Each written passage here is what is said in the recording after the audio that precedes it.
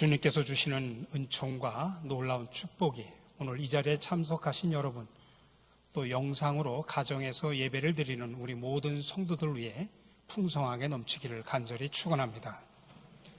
우리는 하루하루를 살아갑니다. 그런데 그 가운데 특별한 날이 있죠. 개인적으로는 생일이 그럴 것이고, 또 어르신들 세상을 떠나신 기일도 그럴 것이고, 또 특별한 기념일이나 축하하는 날도 있을 것입니다. 저도 지난 6월 30일이 결혼 36주년이라 집사람과 가까운 청계산에 다녀오면서 특별한 날을 기념했던 적도 있습니다. 그렇게 각별한 의미를 부여한 날들은 우리에게 각별하게 다가옵니다. 유대인에게는 1년을 생활하면서 아주 특별한 의미를 담은 절기가 3가지가 있습니다. 구약에서 이것을 3대 절기라고 말합니다. 물론 이스라엘 민족이 지키는 절기는 이보다 더 많습니다. 그러나 그 중에서 제일 중요한 것이 바로 3대 절기입니다. 오늘 말씀에는 무교병, 맥주절, 수장절이라고 표현하는데 무교병 대신에 우리가 유월절이라고 해도 무방합니다. 이 3가지 절기는 이스라엘 민족의 1년 생활의 주기와 관계가 있습니다. 유월절은 이스라엘 백성이 애굽에서 종살이를 하다가 하나님의 권능의 팔로 구원받은 것을 감사해서 지키는 절기, 우리로 말하면 8.15 광복절입니다.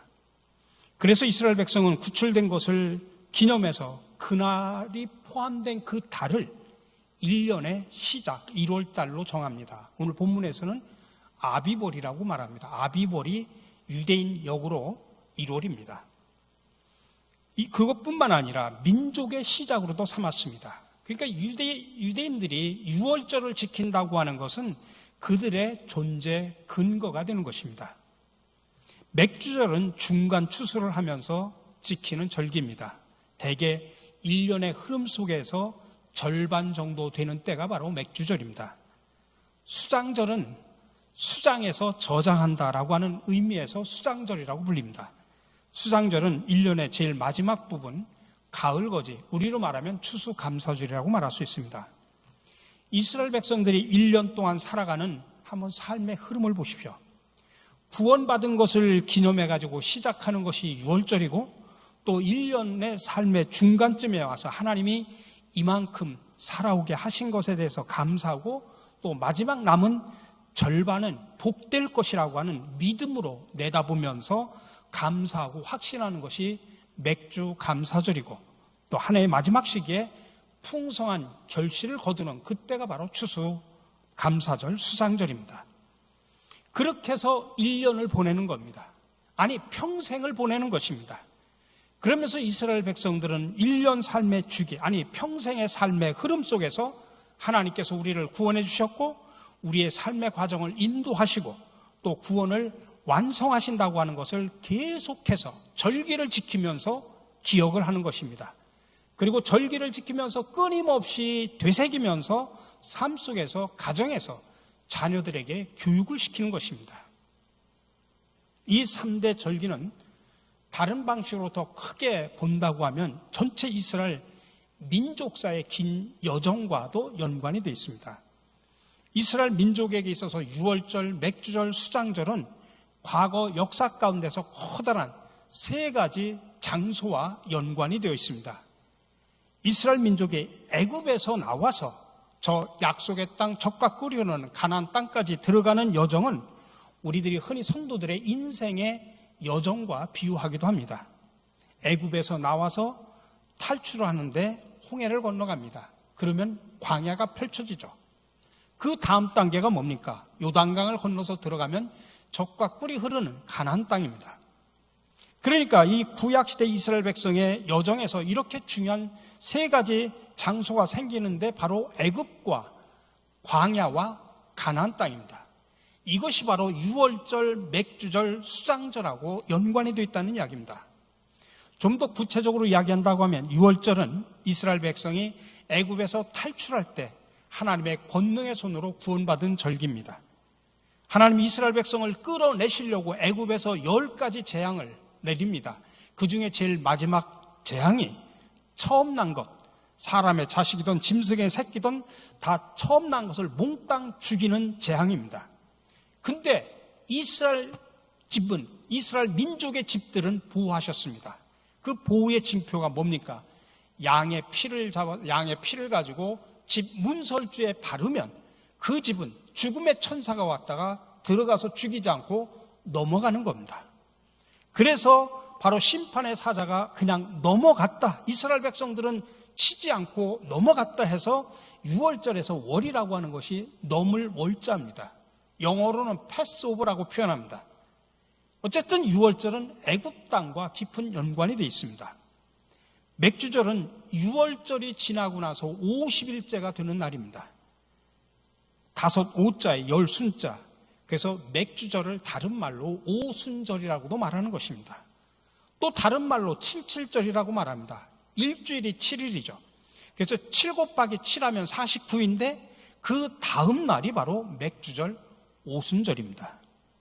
그런데 이 주후 1세기부터 이 맥주절은 유대인에게는 또 다른 의미가 있었습니다. 그것은 하나님의 말씀과 연관이 되어 있습니다. 이스라엘 백성들이 홍해를 건너서 광야로 나옵니다. 광야에 나와서 제일 먼저 그들은 시내산에 가서 하나님과 언약을 맺습니다. 그래서 그 뒤로 이스라엘 백성들은 언약의 백성, 계약의 백성이라고 표현합니다. 우리가 구약, 신약 말할 때 그 구약이라는 말은 옛날 계약, 시내산에서의 계약을 구약이라고 표현하는 것입니다. 그때 하나님께서 말씀하시기를 이제 너희는 내 것이다, 내 백성이다, 나는 너희 하나님이 된다. 그렇게 계약을 맺으신 하나님이 그 이후로 진행될 이스라엘 백성의 모든 역사에 아주 중요한 선물을 주십니다. 바로 그게 율법, 곧 하나님의 말씀입니다. 그래서 유대인들은 이 맥주절을 하나님께서 모세를 통해서 거룩한 말씀을 주신 것을 기념했습니다. 이제 그 시내산에서 말씀을 받고 그 말씀의 힘을 가지고 광야 40년을 걸어가는 것입니다. 하나님의 거룩한 말씀, 그 말씀이 살아 움직이면서 경험하는 하나님의 임재, 구체적으로 구름기둥과 불기둥의 형상을 통해서 동행하시는 언약의 하나님의 은혜로서 40년 광야 생활을 견디며 걸어가는 것입니다. 또 믿음으로 가나안에 들어가서 받을 축복을 미리 확신하고 내다보면서 걸어가는 것이죠. 그래서 맥주절은 장소로 보아서 광야와 연결이 되어 있는 것입니다. 이제 수장절입니다. 이스라엘 백성들이 요단강을 건너가서 가나안 땅에 들어갑니다. 이제 가나안 땅에 가서 정착된 삶을 살아가니까 이제 좋은 집을 짓고 삽니다. 농사를 지어서 먹을 것도 풍성합니다. 근데 가을 거지를 해서 창고에 저장하면서 감사하면서 수장절을 지키면서 이스라엘 사람들은 옛날에 광야에서 고생했던 그 시절을 기억합니다. 그 시절을 생각해 보니까 광야에서 먹을 것이 없고 마실 물이 궁했던 그 과거를 수장절을 지키면서 기억하는 것입니다. 그때 마시고 먹이셨던 하나님의 은혜를 되새기기도 합니다. 우리가 수장절을 다른 말로 초막절이라고 말하는데 이유는 그 수장절을 지킬 동안에 일주일 동안 지키는데 집 안에서 지키는 것이 아니라 집 밖에다가 천막을 짓고 때로는 나무나 이런 거를 가져다가 초막을 짓고 거기에서 일주일 동안 살면서 수장절 절기를 지킵니다. 왜 이런 의식을 행합니까? 지금은 적과 꿀이 흐르는 가나안 땅에서 배부르고 등 따숩게 살지만은 옛날 광야 생활 속에서 우리의 조상들은 고생했던 그 기억을 회상하려고 하는 것입니다. 그러나 고생스러웠지만은 하나님의 은혜로 생존하며 삶을 이어갔던 그때를 기억하는 것입니다. 그러니까 수장절은 이스라엘 백성이 가나안 땅에 들어가서 편하게 살 때의 그런 상황을 반영하고 있습니다. 이렇게 보면 유월절은 애굽 땅이요, 맥주절은 광야의 시내산이요, 또 저 수장절은 젖과 꿀이 흐르는 가나안 땅과 연관이 된 절기입니다. 이스라엘 백성의 이 3대 절기는 또한 오늘날 우리 성도들의 신앙생활 속에서 1년의 절기와 연관이 되어 있습니다. 유월절의 핵심은 구원받았다라고 하는 것인데 오늘날 우리가 지키는 절기로 보면은 성탄절하고 부활절에 해당이 됩니다. 예수님께서 우리 인간을 구원하시고자 사람의 몸을 입고 이 피조 세계로 오신 절기가 바로 성탄절이죠. 그리고 십자가에서 돌아가시고 사흘 만에 부활하셔서 죄와 사망의 권세를 꺾고 우리의 구원을 완성시킨 절기가 바로 부활절입니다. 맥주절은 우리가 글자 그대로 맥주 감사 주일로 지킵니다. 한 해의 중간쯤에 오는 절기입니다. 이스라엘 백성의 삶의 속에서 중간지대인 광야에서 경험한 절기죠. 그리고 맨 마지막이 수장절, 추수감사절입니다. 여러분, 이 구약의 3대 절기는 1년의 시작과 끝과 연결돼서 오늘날 우리 그리스도인의 신앙 생활로까지 이어집니다. 우리가 세상 달력으로는 1월이 신년이고 새해 시작이고 12월이 끝입니다. 그러나 교회력은 좀 다릅니다. 교회도 달력이 있습니다. 교회력이라고 말하는데 1월이 시작이 아니고 성탄절을 기다리는 대림절부터 한 해가 시작이 됩니다. 대림절 4주가 지나면 성탄절이 오죠. 그러니까 대림절 첫째 주일이 교회력으로는 1년의 시작이 됩니다. 올해 같은 경우는 11월 마지막 주일이 대림절 첫째 주일이고 교회력이 바로 그때의 신년입니다. 그러므로 교회력은 예수 그리스도의 탄생을 기다리는 대림절에부터 시작이 되어서 그분의 삶의 흐름에 따라서 1년의 여정이 구성이 됩니다. 성탄절에서 부활절까지의 구원의 시작에서 구원의 완성입니다. 그 후가 구원받은 그리스도인의 삶의 과정입니다. 성령 강림절이 있고 맥주 감사절이 이어지고 또 그리스도인의 삶의 영원한 완성, 영적 추수를 상징하는 11월의 추수 감사절로 한 해가 마무리가 됩니다. 구약의 이스라엘 백성은 이렇게 하나님이 그들을 애굽에서 구출하심으로써 구원을 시작했고 또 광야에서 보호하심으로써 구원의 과정을 이끄셨고 또 적과 꿀이 흐르는 가나안 땅에 들어가게 하심으로 인해서 구원을 완성해 주신 분이라고 고백하며 살았습니다. 시작의 하나님이요, 중간 과정을 이끌어 가시는 하나님이요, 완성하게 하시는 하나님을 늘 절기를 통해서 기억하면서 한 해 한 해를 보내는 것입니다. 오늘날 우리 그리스도인도 한 해를 그렇게 하나님과 동행하며 사는 것입니다. 예수 그리스도의 삶을 중심으로 한 해를 보내는 것은 우리 그리스도인의 존재와 뗄래야 뗄 수 없는 그런 관계입니다. 그리스도인은 예수님을 닮아가는 존재입니다. 이름 자체가 그렇지 않습니까? 그리스도인, 그리스도 때문에 새롭게 존재하는 사람, 그리스도를 따라가는 사람, 그리스도를 닮는 사람, 그리스도와 함께하는 사람, 그런 사람이 바로 그리스도인입니다. 그래서 교회력은 예수 그리스도의 생애를 중심으로 1년의 틀이 짜여져 있고 우리는 그렇게 매년을 보냅니다. 그렇게 한 해를 보냅니다. 그러면서 우리의 삶 속에, 우리 생활 속에, 내 문화 속에, 우리의 생각과 행동과 습관과 천성 속에 예수 그리스도의 가르침과 삶이 끊임없이 나도 모르게 자연스럽게 내 삶 속에 녹아들어가는 것입니다. 이것이 바로 우리 교회 신갈 비전 2030의 5대 사역 중에 첫 번째 운동이고 가장 기초가 되는 예수 닮기 운동의 핵심이라고 말할 수 있습니다. 여러분, 우리가 신앙생활을 하다 보면 하나님께서 우리에게 특별한 은혜를 주실 때가 있습니다. 아주 강렬하게 불같이 성령의 체험을 주실 때도 있고 또 이적과 환상을 보여주실 때도 있습니다. 감사한 일이죠. 그럴 때는 받은 은혜에 따라서 주님께 봉사하고 또 그 은혜로 다른 사람을 교회 공동체를 섬길 수 있어야 됩니다. 근데 특별한 은혜가 하나의 축이라고 하면 또 다른 한 축이 있습니다.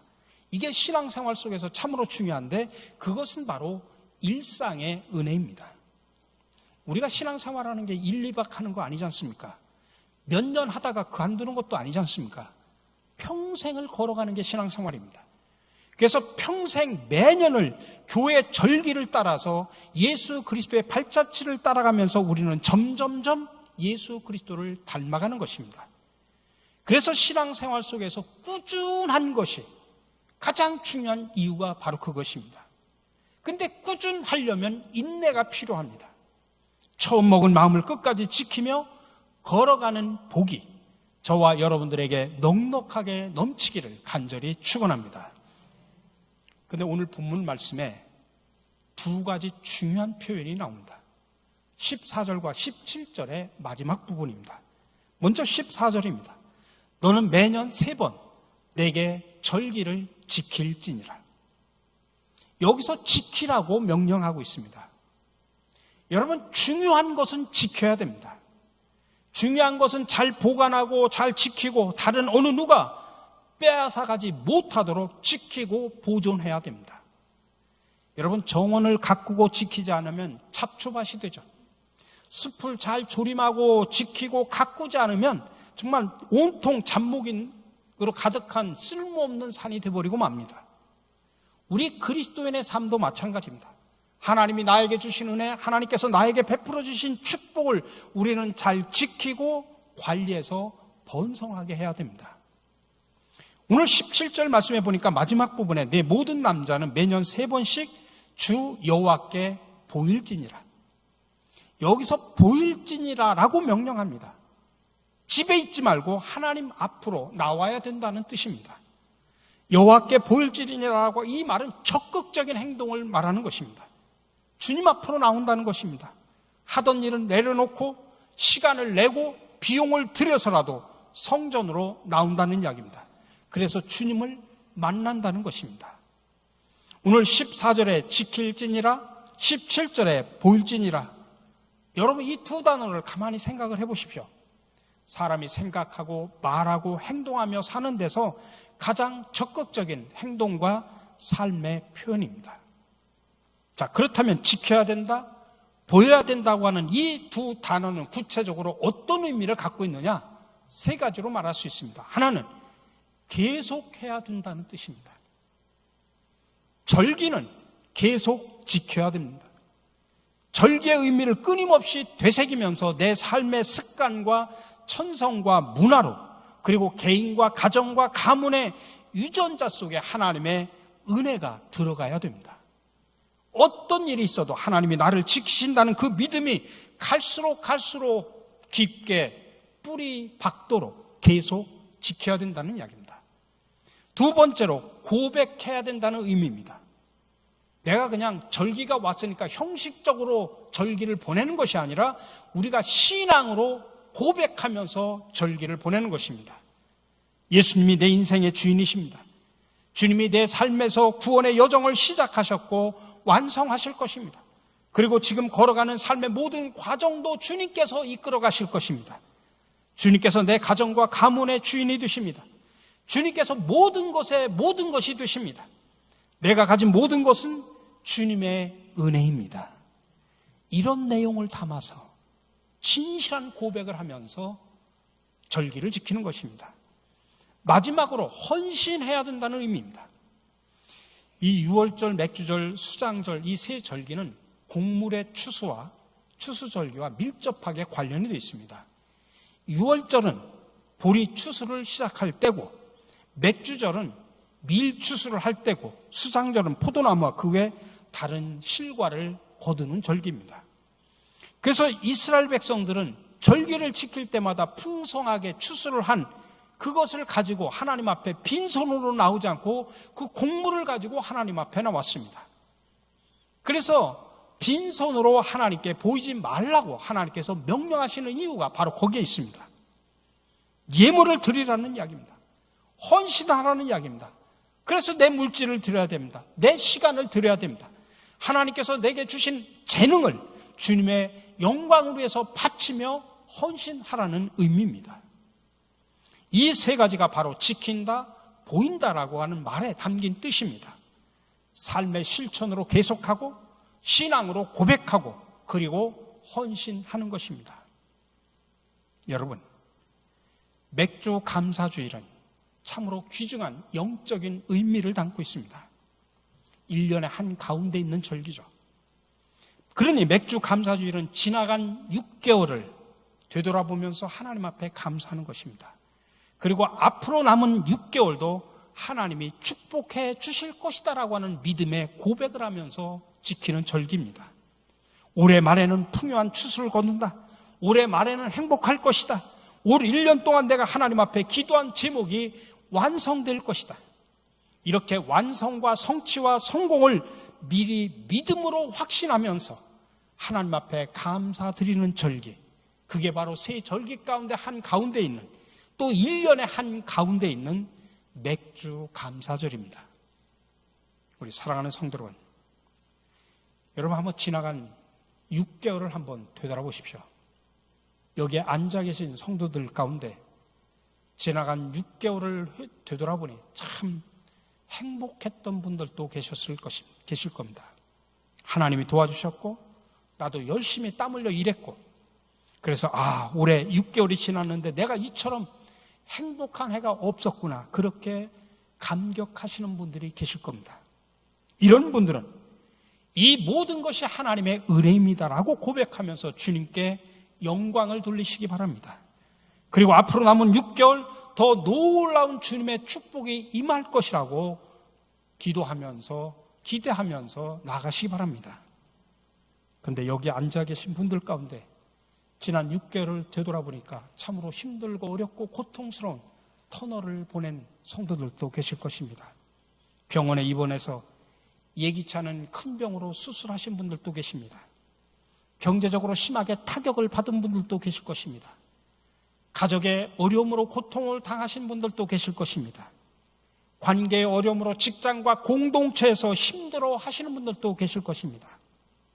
여러분, 그렇게 지나간 시간이 어려웠을지는 몰라도 중요한 것은, 정말 중요한 것은 내가 지금 여기에 살아있고, 내가 지금 여기에 앉아있고, 내가 지금 여기에 서 있다고 하는 것, 이것이 중요한 것입니다. 그리고 우리에게 앞으로 걸어갈 시간이 남아있다고 하는 게 중요합니다. 올해는 아직도 절반이 남아있습니다. 그러니 고통의 터널을 지나오신 분들은 거기서 주저앉지 마시고 다시 한번 일어나 하나님 앞에 기도하시기 바랍니다. 하나님, 지금까지는 고통의 터널을 지나왔지만 이제 남은 절반, 이 시간에 주님의 축복이 제 삶에 임할 줄로 믿습니다. 제가 기도하면서 걸어가겠습니다. 하나님 축복해 주시옵소서. 이런 믿음을 가지고 다시 한번 기도하시기 바랍니다. 우리 사랑하는 성도 여러분, 맥주 감사주일의 영적인 의미는 그런 것입니다. 하나님, 내 인생이 여기까지 걸어오게 하신 은혜에 감사드립니다. 앞으로 걸어갈 인생들도 하나님께서 축복해 주셔서 마지막에 아름답고 풍요롭게 열매를 거두게 하옵소서. 내 인생의 결산에서 참으로 크고 놀라운 풍요로운 결실이 있을 것을 여러분 지금 믿으시기 바랍니다. 지금 그래서 하나님께 감사하시기 바랍니다. 여러분 한번 생각해 보십시오. 그런 감사를 가지고 살아가는 사람의 미래와 늘 염려와 불안과 걱정과 근심을 가지고 살아가는 사람의 미래가 똑같겠습니까? 아니지 않습니까? 그러니 하나님께서 우리 성도들의 삶을 축복해 주시기를 원하심을 여러분들 믿으시기 바랍니다. 오늘 하나님 앞에서 맥주 감사주의를 지키면서 올해 1년의 남은 삶이 더욱더 복될 것이라고 확신하며 당당하게 걸어가시기 바랍니다. 여러분의 남은 인생길, 그리고 여러분의 가정과 가문의 삶이 대대로 하나님이 주시는 축복이 풍성하게 넘쳐나기를 간절히 축원합니다.